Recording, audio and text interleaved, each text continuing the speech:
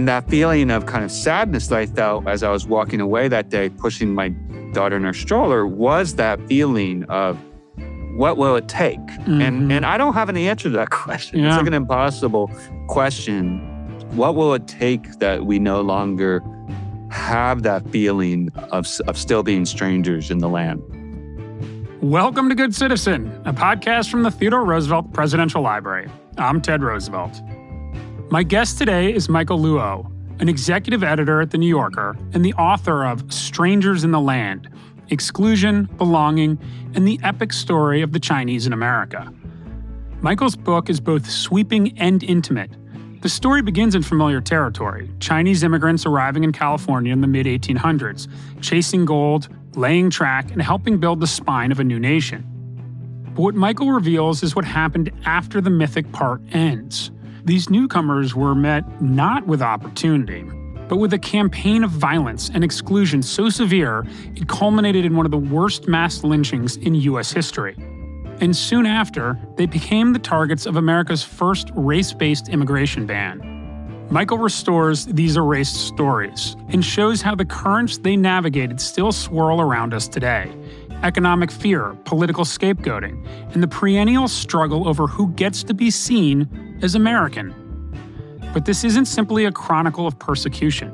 It's also a testament to defiance and dignity, of communities who refused to disappear, who fought back in the courts, in newspapers, and in the culture itself. Their resilience reshaped the country, even when the country tried to push them out. Given the turbulence of our own moment, this history feels less like the past and more like a mirror. I'm grateful Michael could join me to help make sense of it. Let's dive in, starting at the beginning.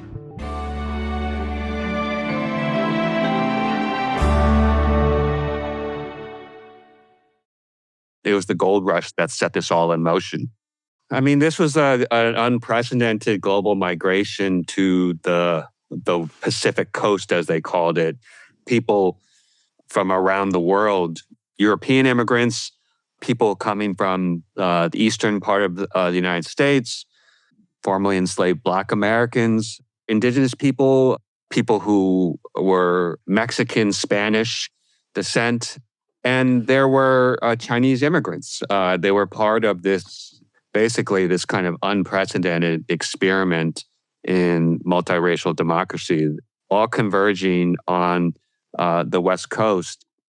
To put some numbers on it, about 1/10 of the California population has migrated from China at one point. Yeah, by 1860, yes. And a lot of people actually think of Irish immigration, which was roughly similar numbers in California. There was a lot of turmoil in China at this point. The Taiping Rebellion was unfolding. There was some internecine conflicts going on in southeastern China between ethnic and linguistic groups. When they first arrived, the Chinese are actually welcomed, right? There was this really public ceremony in 1849 held by city leaders in San Francisco, which included kind of civic leaders and particularly pastors. And interestingly, the Alta, California, which is the first daily newspaper, wrote this kind of glowing article about these Chinese arrivals, kind of predicting that one day that they would be voting and they would be kind of in the halls of Congress on the same footing as other people groups in America. And that flipped. The story of Chinese immigration is actually an undertold story. Do you agree with that? Yes and no. There is a long tradition of Asian American historians who have done incredible work documenting these stories and telling these stories. The yes part of the answer is the history, the stories are not very well known at all. I'm a smart, educated person, grew up and went to public school in the United States, went to a reputable college and worked at the New York Times. And I'm reasonably conscious of my identity as an Asian American. But my introduction to this really was I wrote a piece in 2021, the spring of 2021, for The New Yorker. This was that period after the Atlanta spa attacks where several Korean immigrant women were killed by a white gunman, where there was that surge in violence against Asian Americans and this feeling of real vulnerability for a lot of us. And I wrote this piece for The New Yorker that focused on this period that I talk about in the book called The Driving Out, which was 1885, 1886, when nearly 200 communities of the American West violently expelled the Chinese residents in their communities. Talk about the shift from welcoming the Chinese to becoming quite antagonistic towards them. What's happening in the nation at that time? When I came into this project, I was like, was it race? Was it religion? Was it economics? It's all of these things. You can see letters that were being written by ordinary gold miners back home. And the way they kind of talk about these Chinese, like they kind of see these people speaking this different language that's completely foreign to them. They had these queues, kind of these long braids that was part the men in the Qing dynasty had to wear. There's this curiosity in the letters, but then like you see in letters like, oh, there's far too many Chinese now here. Like they're like kind of comparing them to like a flock of mosquitoes.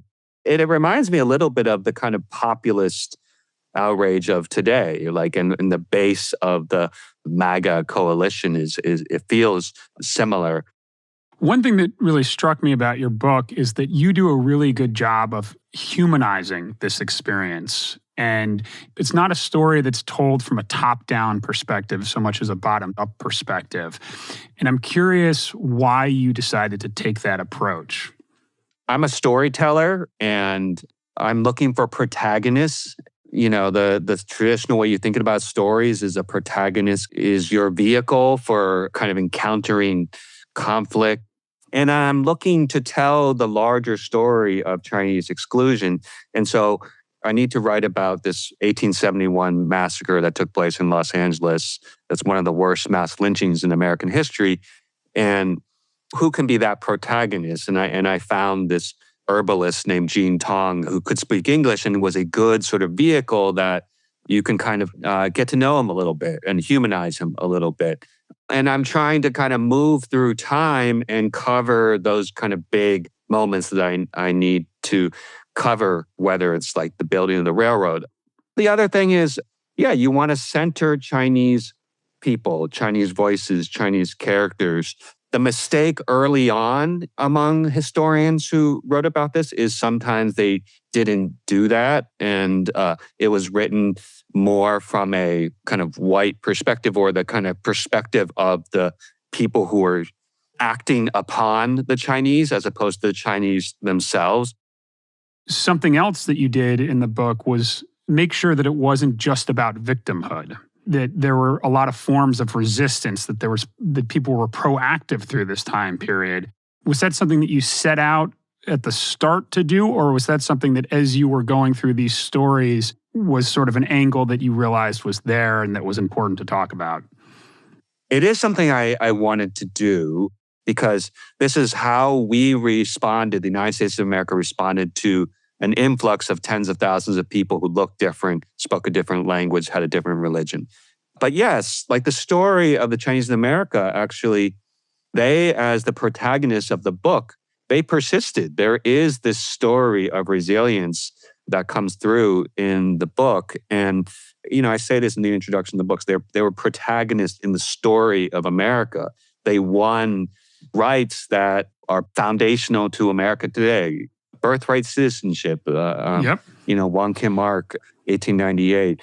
There's a family called the Tape family, Mary Tape and Mammy Tape. She was like this 9-year-old girl who just wanted to go to school in her neighborhood and was part of this effort to kind of integrate the schools in San Francisco. And so they are part of the story of America. What were some of the ways in which they were able to affect change, even coming from these marginalized communities? Yeah, I mean, the thing that's amazing about Wong Kim Ark, his individual story is something that we can rally around, kind of like an ordinary person who was born in San Francisco above a grocery store, who kind of traveled back and forth between China and the United States and then was coming back into the United States. He carried with him these letters that kind of attested to is that he was born in the United States. And the inspector of the port of San Francisco, they detained him and were questioning him. And they used him as this kind of test case for a theory around birthright citizenship that actually is part of what's being discussed today. Basically, there was this kind of kooky lawyer named George Collins who was trying to say the 14th Amendment says if you're born in the United States and subject to the jurisdiction there, you're a citizen of the United States. It's the subject to the jurisdiction thereof. He was trying to say that if Chinese Americans, these people who are born in the United States, are actually subjects of the Chinese Empire, and so therefore they shouldn't count as American citizens.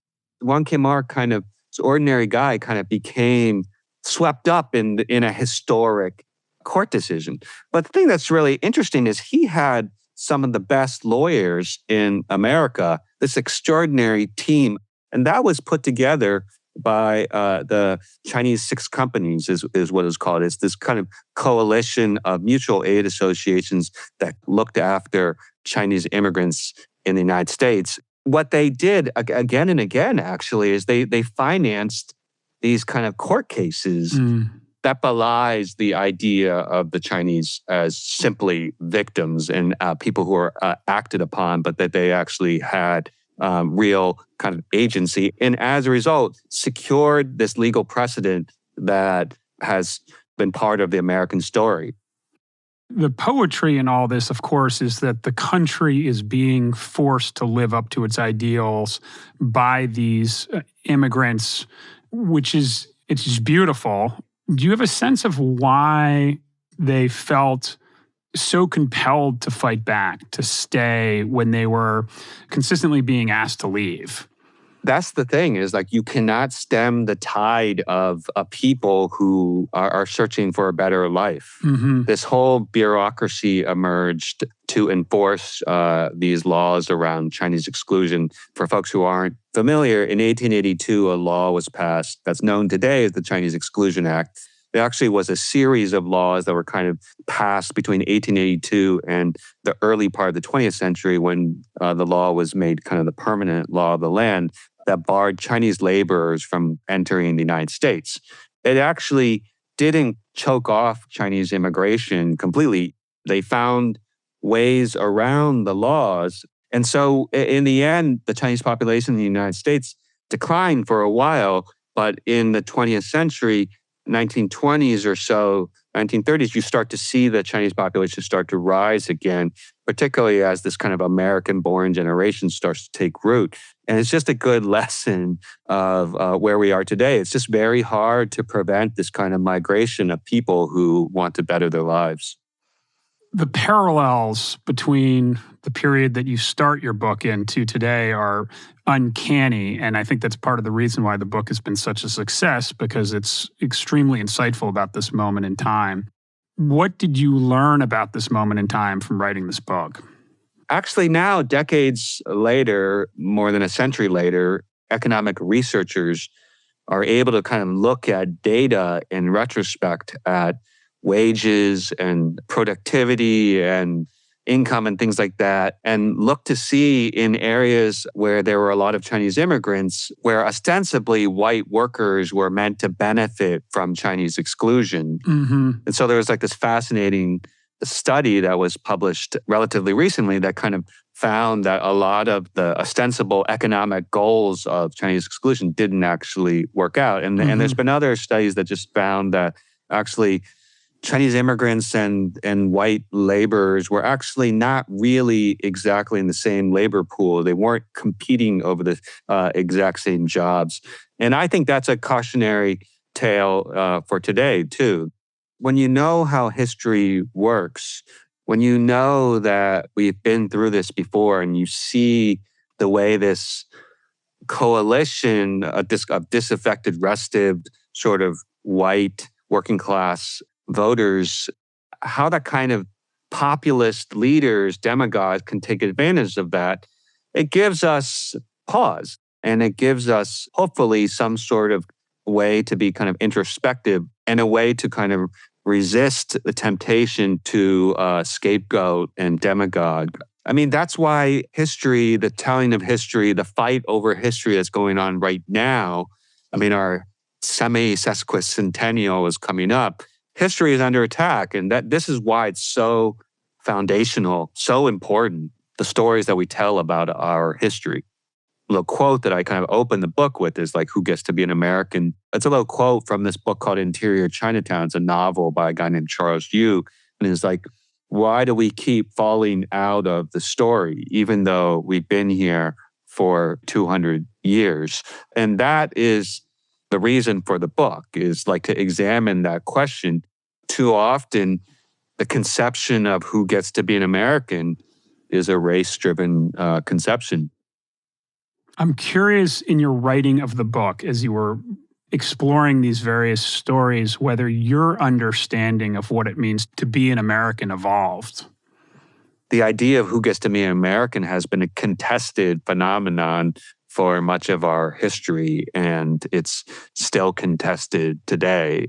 That it's something that we have to fight for in terms of fighting for these things that we as a country stand for. Mm-hmm. There's a well-known book by an academic called How the Irish Became White. And it talks about how the Irish, they were Catholic immigrants and they were kind of on the outside, not in the kind of in group. Obviously, when their second generation was born in the United States, it kind of allowed them to exercise the ballot box. And as a big part of the story of how the Irish became kind of no longer this kind of oppressed group, but kind of a group on the inside. And the Chinese weren't given that opportunity because they were not allowed to naturalize and become citizens. You know, the one person who really kind of stands out as someone who really, walked the walk is Frederick Douglass. He was giving these speeches. He was getting kind of paid for them, and he was delivering these speeches all over kind of New England. The speech that he gave was about America's composite nationality. Like he was actually directly responding to the attacks on Chinese immigrants and kind of talking about how America could stand for this kind of multicolored, multi-hued nationality that was kind of composite. Mm-hmm. And he had this really beautiful vision. That speech about America's composite nationality stands today as an inspiration. I wonder how you feel about integration into this country, this idea of being an Irish American or being a Chinese American as opposed to an American, and whether that's good because it's bringing sort of more culture and a more dynamic and global perspective of the world, or in the research that you've done, a sense that we are all Americans to form a cohesive culture. There is, I think it was Jill Lepore who wrote this little book about kind of making the case for a certain kind of nationalism in the way that you're kind of talking about, not in a kind of an ugly sort of way, but trying to kind of forge this kind of common identity and kind of ethos, and there is value in that. The thing that's that obviously that Chinese had to deal with, as all immigrant groups have had to deal with, is that kind of push and pull between assimilation and this kind of your Chineseness and your Asianness and that kind of thing. The story of a lot of, I think, second generation Asian Americans is one of when they were younger, just being ashamed of their immigrant kind of background. Like, it made you different. Your parents spoke a different language when all the kids around you, their parents spoke English. And then there's this, come to your house and it smells different, or you bring what you bring to lunch is like, weird. And I have kids who are now 2 generations removed from my own parents' immigrant experience. And I'm trying to figure out, what does it mean for them to be Asian American? It's just funny because the other day, it was this really important holiday in Chinese culture, the Mid-Autumn Festival, Zhongqiujie, and it's like kind of the full moon, and you eat moon cakes, and there's this thing. And my parents right now, as we speak, are in Taiwan, and then we're like texting each other, happy like Mid-Autumn Festival. And the thing that my dad said was the most important thing about Medora Festival is it's time for family to be kind of together, even if you're far apart. And it just made me think about, I was like, man, I need to kind of observe that and instill that more in my kids. I think for me, it's an ongoing story of what does it mean to be Asian American, to be Chinese American. Mm-hmm. One of the most touching parts of your book was actually the dedication to your daughters, because you wonder whether they will ever truly feel like they belong in this country. And I think it struck me because I was like, of course they should. Like, of course they will, in my own sort of head. But obviously you wrestle with that issue. The story of Asian Americans is kind of I think you have to be able to hold multiple truths in your hand at once. Like there are a ton of Asian Americans that are really successful, CEOs. For my book tour, I spoke to a group in Silicon Valley in San Francisco, of these just really high-powered, Asian American people, some of the most successful people in the world. And, I have been successful as a journalist. Yet at the same time, there is still that feeling of otherness. I write about this in the introduction, and it's been part of the kind of journey of the book, of this kind of moment that in 2016, the fall of 2016, on the street on the Upper East Side in New York, when a woman yelled at me and my family and other people that were with us to go back to China. And I yelled pathetically back at her, I was born in this country. And that feeling of kind of sadness that I felt as I was walking away that day, pushing my daughter in her stroller, was that feeling of what will it take? Mm-hmm. And I don't have an answer to that question. Yeah. It's like an impossible question. What will it take that we no longer have that feeling of still being strangers in the land? Well, first of all, I just want to circle back to it's very sad to me to hear you, and not surprising. I don't want to say I haven't heard this before, but that, you were born here, you went to Harvard, you write for some of the most prestigious periodicals in the country, and that you still have this experience, hopefully not every day, but of otherness that manifests itself is a sad observation. Yeah, I mean, I think that's why the work has to go on. That's the reality. The work on a lot of different levels, including telling these stories. There is that kind of mantra that I've adopted for this book, which is Asian American history is American history. It's a mantra that folks who have been kind of pushing for more inclusion of Asian American topics in the teaching of American history at the secondary school level. And my older daughter is taking AP US history right now. Mm-hmm. A push is what they call it. Her teacher made her order this kind of course book that gives an overview of AP US history, and it would help you kind of study for the exam. And I opened the book, and I just was curious. I flipped to the index to see if there are mentions of Chinese or Chinese Americans and Chinese immigration. And there's only one entry, and it was for the Chinese Exclusion Act. And I, flipped to that section, and actually there was a slight kind of error in it that kind of didn't quite explain it correctly. But that's sad that the only mention of Chinese in this course book of U.S. history that is, for the advanced placement course is just one thing.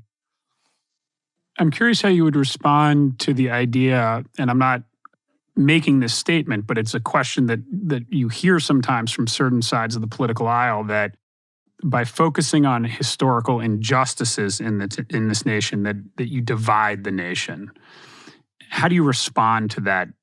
Yeah, so I guess I would say no. It actually brings us together because it allows us to understand context, and it gives us empathy for each other. And it's just an important part of understanding the patterns of human interaction and the ways that in history we have responded to similar circumstances. And that if you understand history and you understand that the American experiment is an ongoing one and that requires work, difference is hard. Just think about it in your own friendship groups, in your workplace.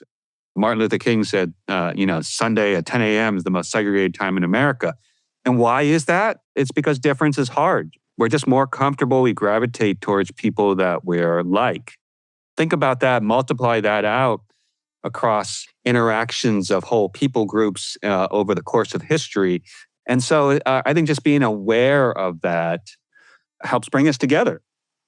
I want to just talk about your role as the executive editor at The New Yorker and long-form writing today, because a lot of what we're sort of underneath everything we're talking about is sort of very nuanced understandings of things. And long-form writing has been falling out of favor in our country, if not the world. And I wonder how you think about the role that it plays and whether there's an opportunity in the future for a resurgence in the attention spent not by the writers of long-form writing, but to the reader. I hope so. I mean, that is the biggest concern I have. Like, I got the question a lot in my Booktober. What do you tell the next generation? My thing that I've said again and again is I hope they read. Mm-hmm. and I mean that in a joking manner, but I also mean it with seriousness, because I'm worried about that. Like that our attention spans are diminished by all the screens, and I see it in my own kids. I have a 16-year-old, and she's I don't know, at this age, they're just starting to figure out who they are and what their interests are. And it's been a wonderful thing to have this book come out in this kind of moment when she's kind of starting to be in formation, and this really cool opportunity to work at it's an internship at the New York Historical Society, where they're actually studying Frederick Douglass, his speech on the composite nation, and taking advantage of archives at the Historical Society and trying to use digital media to kind of tell that story to reach other teenagers. And I just feel, one, really proud of her, but two, like what an incredible thing to have that kind of instilled at this age, the importance of history. Michael, we ask everybody on this podcast the same question to close, and I'm particularly interested to hear your answer, which is, what makes a good citizen? I think an informed citizenry is one that hopefully understands our history and the way that this question of who gets to be an American has been kind of contested. And I think history brings empathy. I think empathy would be a big part of being a good citizen. Well, thank you very much for this. I've really enjoyed this conversation. So thank you for taking the time to chat with us today. Yeah, I love that you invited me on. This is great. Michael, you captured something essential in your last answer, that understanding our past isn't an academic exercise. It's a way of widening our empathy and sharpening our judgment as citizens today. Thank you for that insight, and thank you for sharing your work with us. For listeners, if you're looking for a book that both illuminates and unsettles in the best way, Michael's Strangers in the Land, Exclusion, Belonging, and the Epic Story of the Chinese in America is a powerful read. It fills in missing chapters of our national story and lingers long after you close the cover. Good Citizen is produced by the Theodore Roosevelt Presidential Library in collaboration with the Future of Storytelling and Charts and Leisure. To learn more about the library and the work we're building in the Badlands, please visit trlibrary.com. Thank you for listening, and we'll see you next time.